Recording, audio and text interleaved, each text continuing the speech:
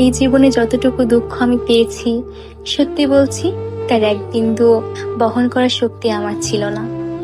কখনো চাইলেই কাঁদতে পারিনি, কখনো কারো কাঁধে মাথা রেখে বলতে পারিনি আমি ভালো নেই। তাই নিজের ভেতরেই সব জমিয়েছি, হাসি মুখের আড়ালে, নীরবতার গভীরে। মানুষ ভাবে আমি শক্ত, আমি নির্লিপ্ত, আমি সব পারি, অথচ জানে না ভেতরে ভেতরে আমি কতবার ভেঙেছি। একা রাতে বালিশ ভিজিয়েছি, চোখের জল দিয়ে গোপনে যুদ্ধ চালিয়ে গেছি। আমি নিজেকে এতবার জোড়া লাগিয়েছি যে এখন নিজের আসল রূপটাই ভুলে গেছি। কখনো ভেবেছি হয়তো এই দুঃখগুলো সামলে নিতে পারবো, হয়তো সময় ঠিক করে দেবে সবকিছু। কিন্তু বাস্তবতা হলো আমি আয়ত্তের বাইরে দুঃখ ধারণ করতে করতে এখন নিজেই ধ্বংস হয়ে গেছি।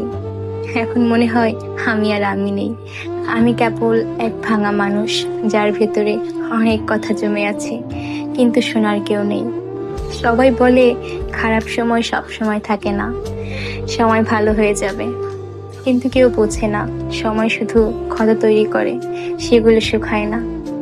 আমি এখন কেবল একটি নীরবতা, মুখে হাসি, চোখে অন্ধকার, আর মনে একরাশ দুঃখের বোঝা নিয়ে প্রতিদিন বেঁচে থাকার অভিনয় করে যাই। আমি ধ্বংস হয়েছি, তবুও মুখে বলি আমি ভালো আছি।